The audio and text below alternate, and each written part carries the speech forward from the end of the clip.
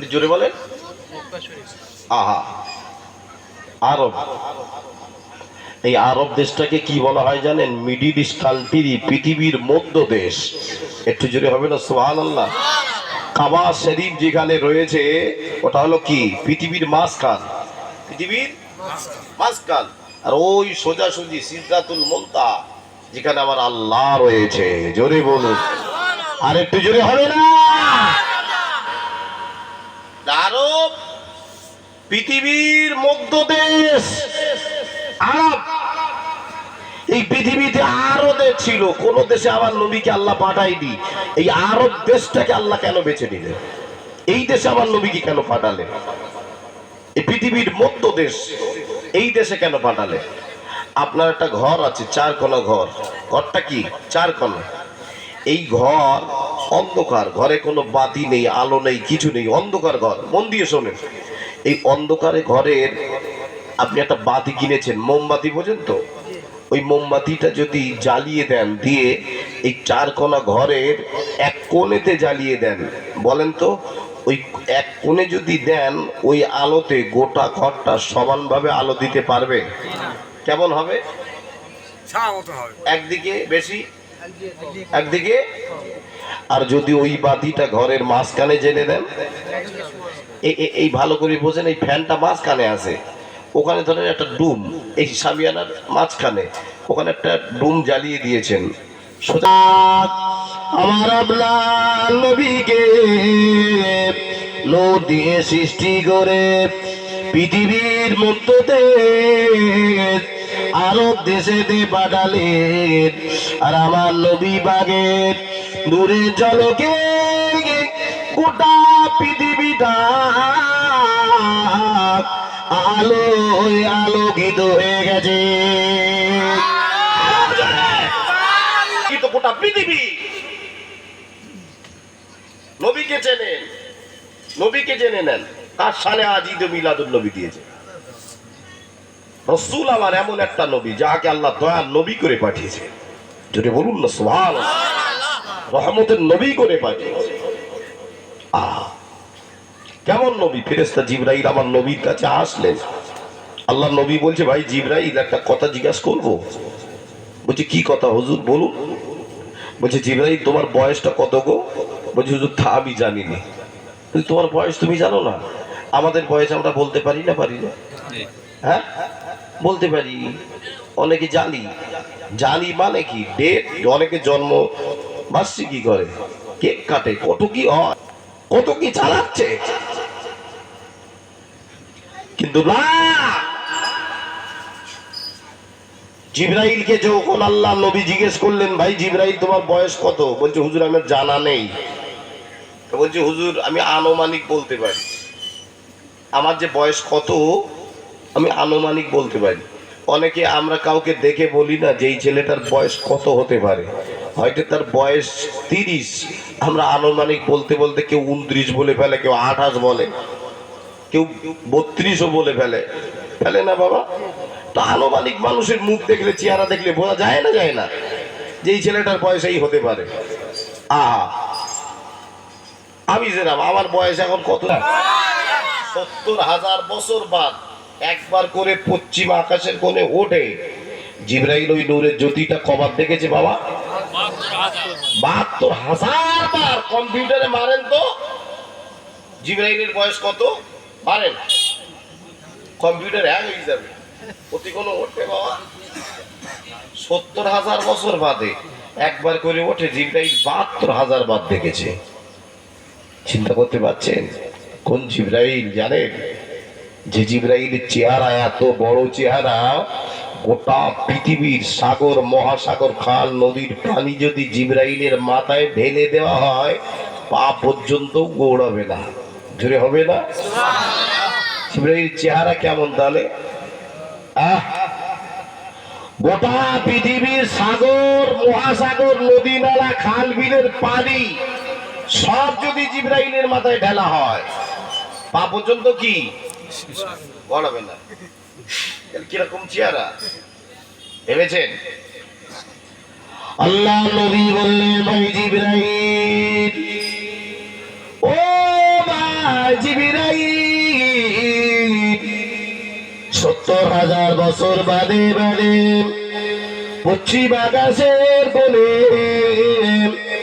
যে নূরের জ্যোতিটা, যে নূরের আলোটা একবার করে উদিত হয়, তুমি ওই নূরের জ্যোতিটা 72,000 বার দেখো যোগ। তবে জিবরাইল ওই জ্যোতিটা তুমি ঠিকই দেখেছিলে। তবে জিবরাইল শোনো, ওই নূরের জ্যোতিটা অন্য কোনো জ্যোতি নয়, অন্য কোনো আলো নয়। ও ভাই জিবরাইল, ওই নূরের জ্যোতিটা ছিলাম আমি নবী মুহাম্মাদুর রাসূলুল্লাহ। একটু ছেড়ে হবে না? আর একটু জোরে হবে না? আরেই দেখবে, যেটা দেখেছো ঠিক, ওটা কে? আমি নবী মুহাম্মাদুর রাসূলুল্লাহ। জোরে বলুন না সুবহানাল্লাহ। কেমন নবী আবার? নবীকে চেনে?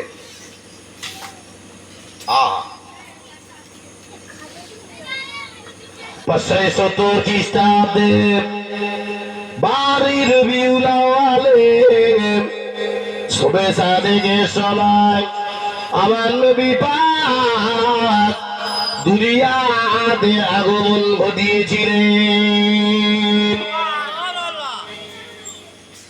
নবীর বয়স কেউ জানে না, তবে নবী পৃথিবীতে এসেছেন যেদিন, মানে আগমন ঘটিয়েছেন, 63 বছর আল্লাহ নবী হায়াতে জিন্দেগিতে ছিলেন। আহা, আমার নবী এমন একটা নবী। কেউ বলছেন না 7ই রবিউল আউয়াল এসেছে, কিন্তু বেশিরভাগ ওলামা হযরতরা একই মত দিয়েছেন যে 12ই রবিউল আউয়াল আমার নবী পাক শবে সাদেকের সময় দুনিয়াতে আগমন ঘটিয়েছিলেন। সুবহানাল্লাহ, সুবহানাল্লাহ। আহা, নবীকে চেনে, নবীকে জেনে নেন, নবীকে চিনে নেন। কোন রসুল আমার, কোন নবী আমার? আম্মা জানামেনা তিনি বর্ণনা করেন 570 খ্রিস্টাব্দে 12ই রবিউল আউয়ালে শবে সাদেকের সময় দেখলাম আমার কুড়ে ঘরটা যেন আলো আলোকিত হয়ে গেছে। শবে সাদেকে আসছে আমার নবী। এই শবে সাদেকে আল্লাহর নবী কেন পৃথিবীতে আসলেন বলেন? শবে সাদেক, না রাত না দিন, যে সময়টাকে বলা হয় শবে সাদেক। এই শবে সাদেকে আমার নবী কেন পৃথিবীতে আসলেন? কেন আল্লাহ পাক আমার নবীকে ওই সময়টা বেছে নিল? দিনেও পাঠায়নি, রাতেও পাঠায়নি, না রাত আর না দিন, এর মাঝখানেই আমার নবীকে আল্লাহ পাঠিয়েছেন। যেটা হবেন সুবহানাল্লাহ। কেন? নবীর জন্য আমরা পাগল না? পাগল না? নবীকে ভালোবাসি না? বাসি না? কতটা বাসি? এই যে রাতে বসে ওয়াজ শুনছেন, এই রাত, এখন কি রাত? তো এই রাত আমার নবীর জন্য পাগল ছিল। এত আসতে একটু ঝেড়ে দাও, আর একটু ঝেড়ে।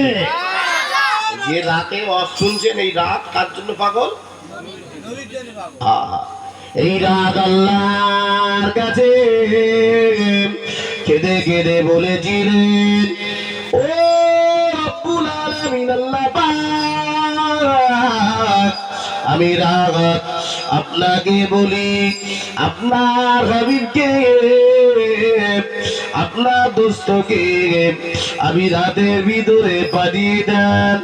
রাত কাঁদে আল্লাহর কাছে, দিন কাঁদে আল্লাহর কাছে। ও রব্বুল আলামিন আল্লাহ পাক, আমি দিন কাঁদে আপনার হাবিবকে আপনার দোস্তকে আমি দিনের ভিতরে পাঠান, রাত কাঁদেন আমার নবীর জন্য, দিনও কাঁদেন আমার নবীর জন্য।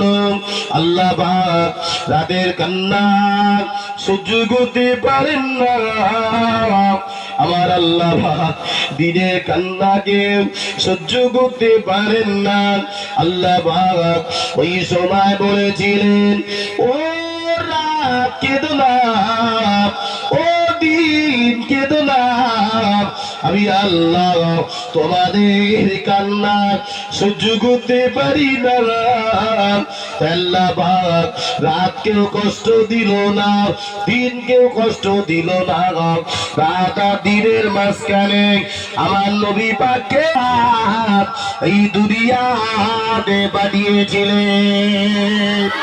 নবীকে আল্লাহ দুনিয়াতে পাঠিয়েছিলেন। নবীকে একটু চেনেন, নবীকে একটু জানেন। মা আমেনা বলছে 570 খ্রিস্টাব্দে কি হয়েছে, কোনো অসুবিধা না? পাকা লাগবো। নবীকে নিয়ে তুলনা করো না। তুমি যখন পৃথিবীতে এসেছিলে কে গিয়েছিল তোমার জন্য? নবীর সঙ্গে তুলনা করো। নবীকে চিনে নাও। নবীর হওয়া আর আমাদের হওয়া আসমান আর জমিন ফারাক। জোরে বলুন। মা আমেনা বলছে আমার কুড়ে ঘর শুধু আলোয় আলোকিত হয়েছে তাই নয়, এখনো মোহাম্মদ পৃথিবীতে আসেনি, তার আগে কি হচ্ছে? আলো হয়ে যাচ্ছে কুড়ে ঘরটা। আহা, আম্মা জান হযরতে আমেনা তিনি আর বলেন, আমি আমেনা 570 খ্রিস্টাব্দে 12 রবিউল আউয়াল শুভে সাদেকের সময় আমি যখন আমার কুড়ে ঘরে ছিলাম, আমি আমেনা লক্ষ্য করে দেখি আমার বাড়ির সামনে ওই যে ওই পাহাড়টা যেন আলোয় আলোকিত হয়ে গেছে।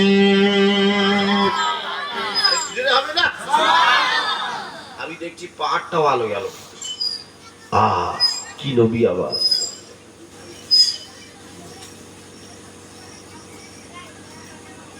ও বান্দারা, মা আমেনা বর্ণনা করে আমি আমেনা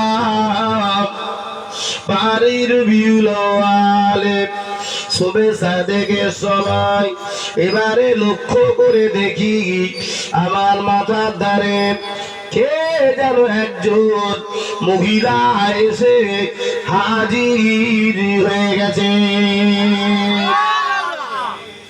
একজন মহিলা এসে আমাকে ডাকছে, ও বুবু জানা আমেনা, ও ধন্যবতী আমেনা, আপনি বড়ই ধন্যবতী মা। আপনি একটাবার উঠে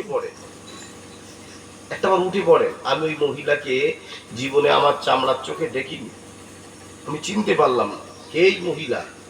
এই মুহূর্তে এখানে আসলো কে? আমেনা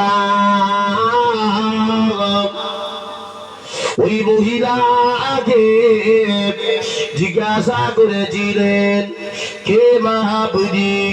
একটা বার বলেন না।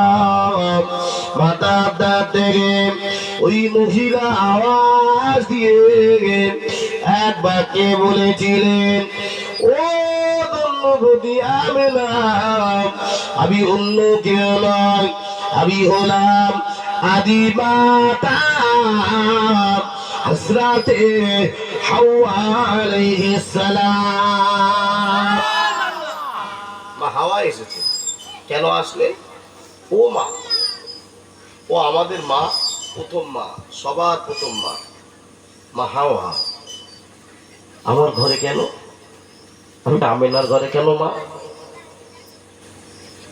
ও ধন্যবতী আমেনা, এই মুহূর্তে এমন একজন পৃথিবীতে আসছেন যার চাঁদ মুখখানাতে গেলেন চিরজীবনের জন্য জাহান্নামের আগুনটা হারাম হয়ে যায়।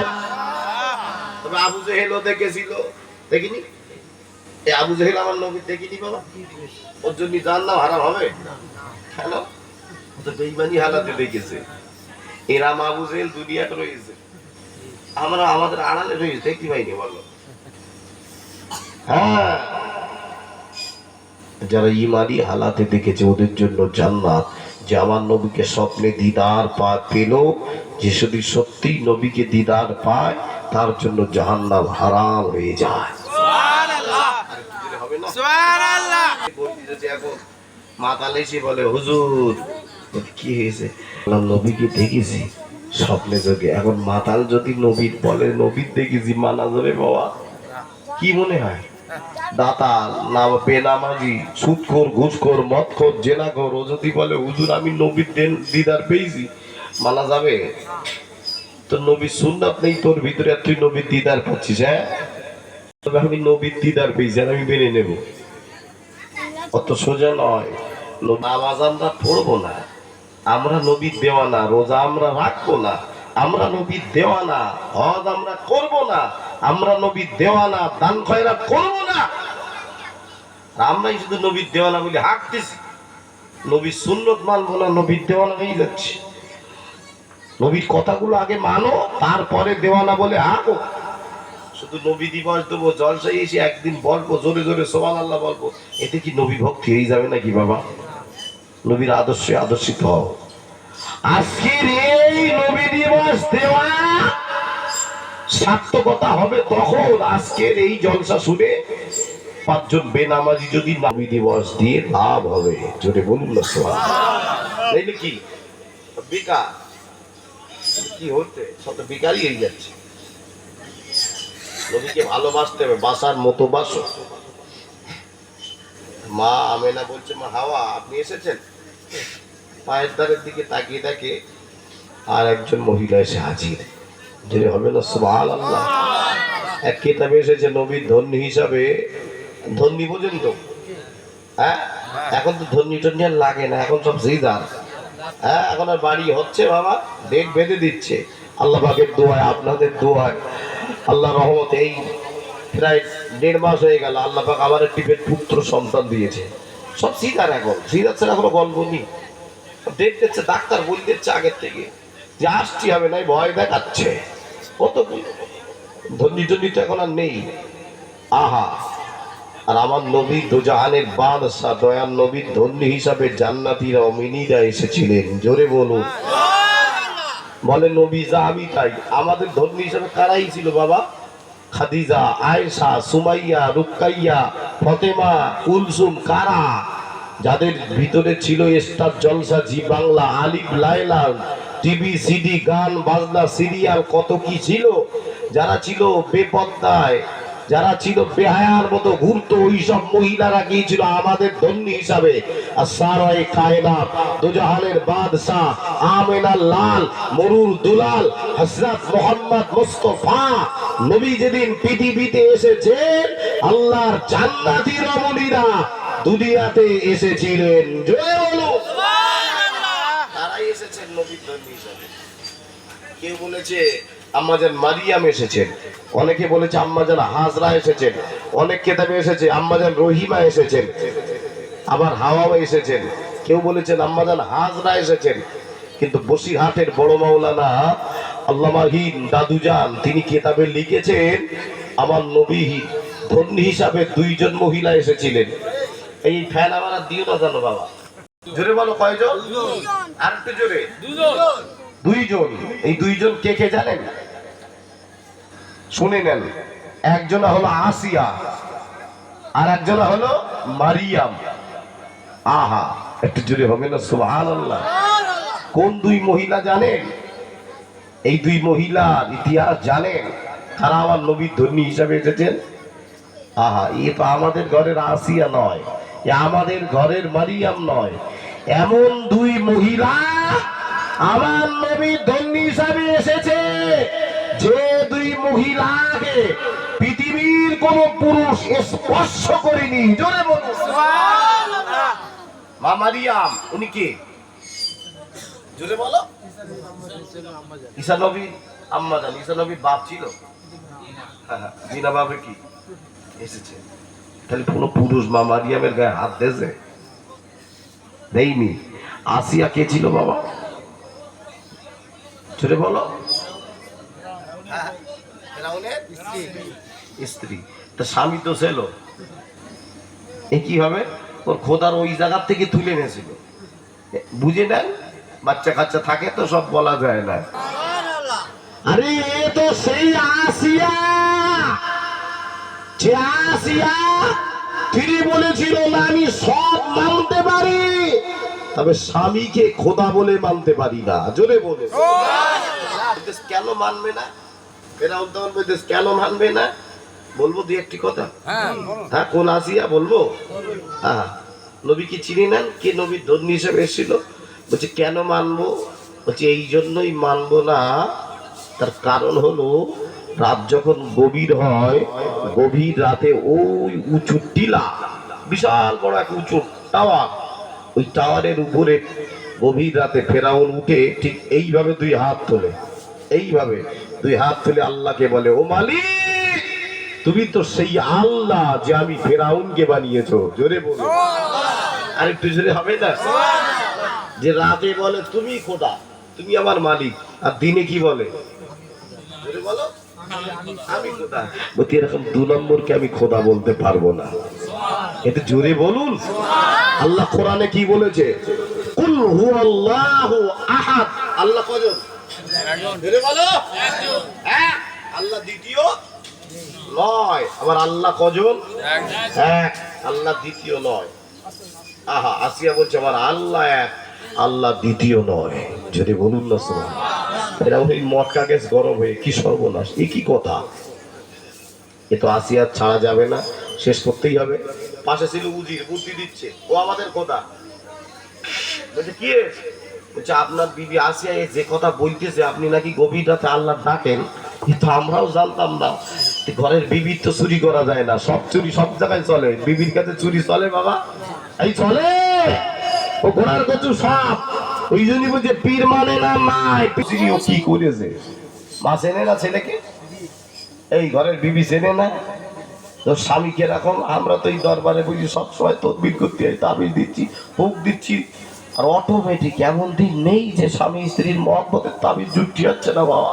শুধু আসছে আর ওই হুজুর একটু জুড়িয়ে দেন দিন, হুজুর একটু জুড়ে। কি হয়েছে এত তাড়াতাড়ি সব শেষ? বলছিস না বেশ কদিন বাচ্চা কাচ্চা হয়েছে? বলছিস না হয়নি। কেন এত তাড়াতাড়ি যাবে না?